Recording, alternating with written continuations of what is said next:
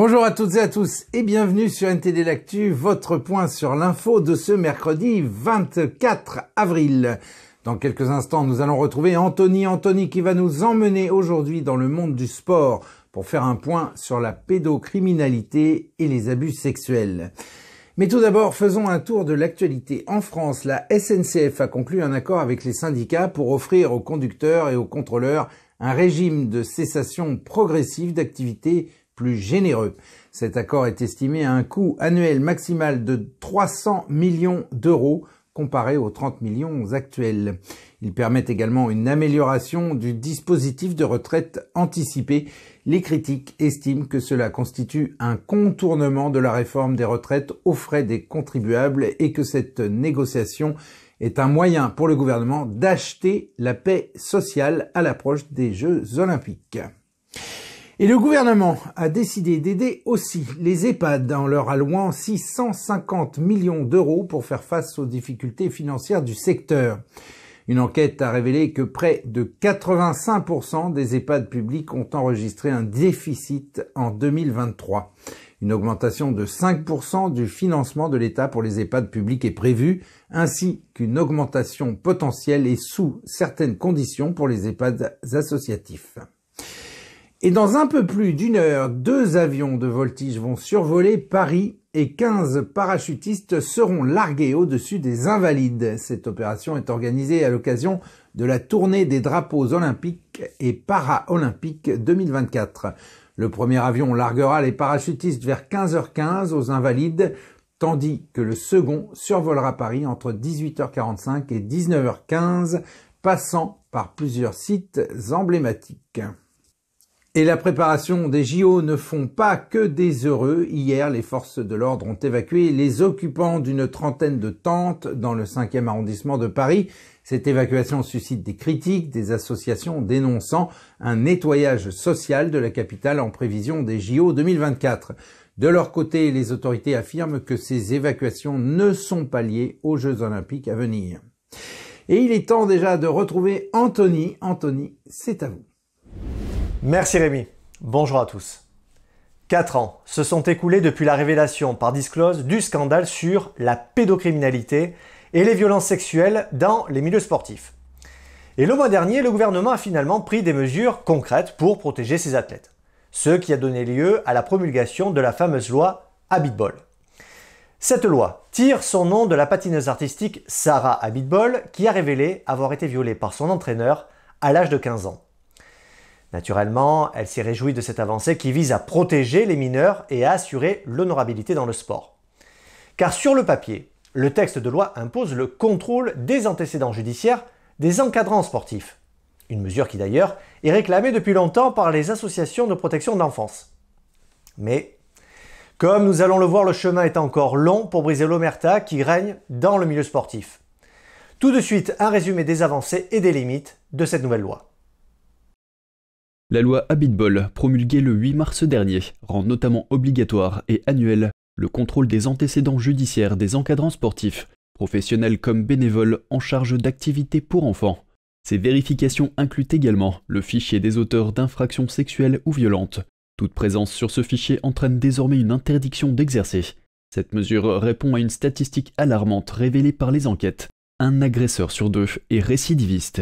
Par ailleurs, la loi instaure des sanctions sévères pour les dirigeants qui omettraient de signaler des comportements à risque, avec des peines pouvant aller jusqu'à 1 an de prison et 15 000 € d'amende. Cependant, la mise en œuvre de ces contrôles via la plateforme SI Honorabilité reste partielle.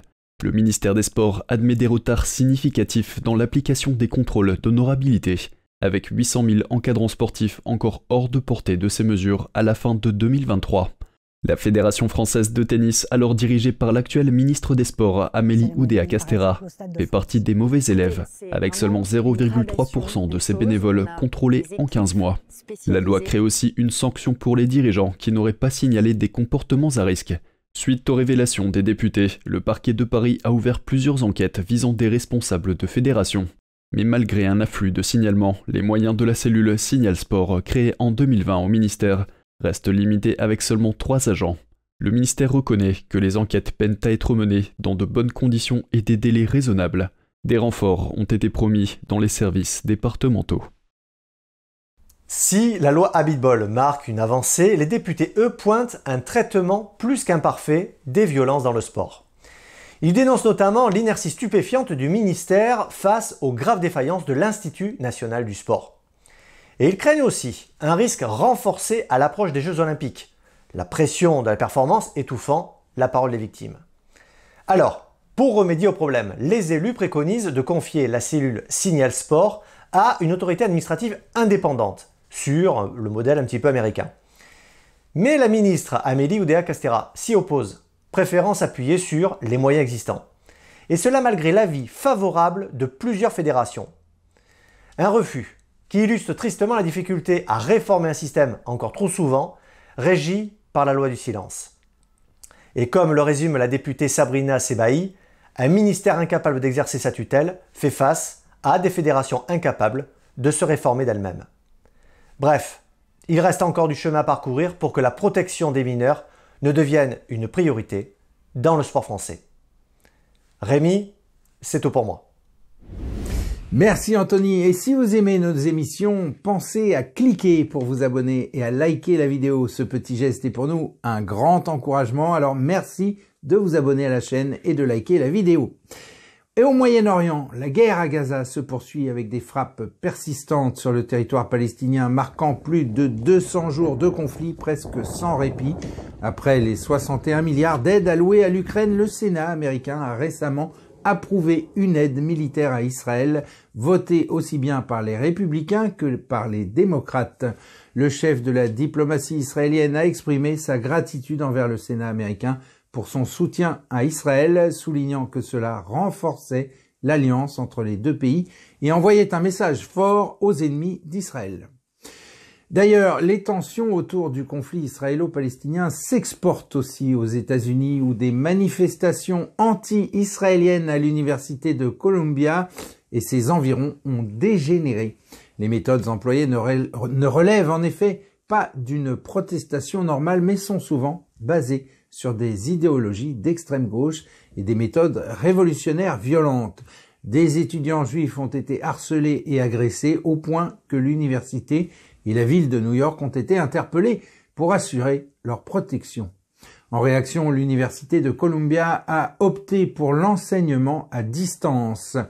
Des critiques soulignent que l'université aurait dû agir plus tôt face à la dégradation de la situation, mettant en cause les méthodes violentes inspirées du marxisme qui ont été beaucoup encouragées ces dernières décennies au sein des universités américaines, que ce soit au sujet de la discrimination positive, de la cause palestinienne ou de l'antiracisme et du combat de la communauté LGBT.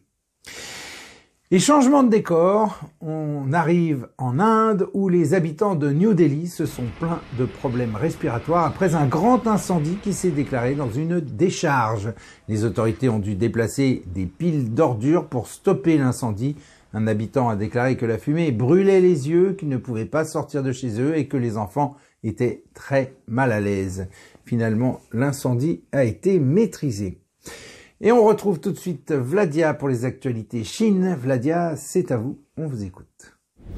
Bonjour à tous, merci Rémi. 5 personnes soupçonnées d'espionner pour le compte du régime communiste chinois ont été découvertes sur le continent européen. L'Allemagne et le Royaume-Uni ont fait état de leurs enquêtes, accusant les suspects d'avoir violé des secrets d'État et des droits de propriété intellectuelle, ce qui pourrait aider l'armée chinoise. Les autorités allemandes ont arrêté 3 personnes soupçonnées d'espionnage pour le compte de la Chine. Elles sont accusées d'avoir volé des informations sur des technologies susceptibles d'être utilisées à des fins militaires. L'un des suspects aurait été l'agent d'un employé du ministère chinois de la sécurité de l'État. Il est accusé d'avoir obtenu en Allemagne des informations sur des technologies militaires. Pour ce faire, il aurait fait appel à un couple propriétaire d'une société travaillant avec des chercheurs allemands. Le même jour, la police britannique a annoncé qu'elle avait également arrêté 2 hommes espionnant pour le compte de la Chine. L'un d'entre eux travaillait en tant que chercheur pour un législateur anglais appartenant au parti conservateur au pouvoir. Ils ont été accusés d'avoir fourni des informations sensibles à la Chine en violation de la loi sur les secrets du pays. Et à l'intérieur de Chine, au moins 4 personnes sont mortes dans la province du Guangdong, dans le sud de la Chine, à la suite de graves inondations. Les images d'une caméra de sécurité ont montré un pont s'effondrant dans une rivière en contrebas. De fortes pluies ont également touché les principaux cours d'eau locaux, les voies navigables et les réservoirs.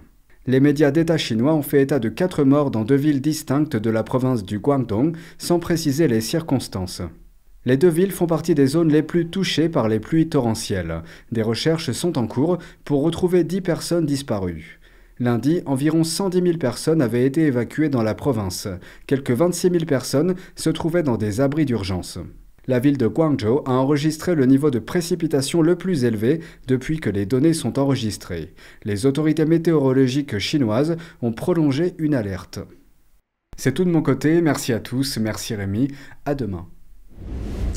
Merci Vladia, et on conclut cette édition avec des sports de glisse. Certains des meilleurs skieurs et snowboarders du monde ont atteint de nouveaux sommets lors des Swatch Nines en Suisse. L'événement, qui a duré une semaine, a donné lieu à un éventail éblouissant de figures et de sauts, avec un accent particulier sur un tremplin parfaitement conçu pour envoyer les riders très haut dans les airs. 2 nouveaux records du monde de saut ont été enregistrés pendant cet événement. Un skieur suisse, une skieuse canadienne et un snowboarder australien ont impressionné le public par leur performance hors du commun. 40 riders de 13 pays différents ont été invités en Suisse pour les Swatch Nines. Ils ont traversé un parcours personnalisé avec un éventail de caractéristiques différentes. Ainsi s'achève ce journal. Merci à toutes et à tous de l'avoir suivi. On se retrouve demain à 13 h pour une nouvelle édition de NTD L'Actu. Très bon après-midi. À demain.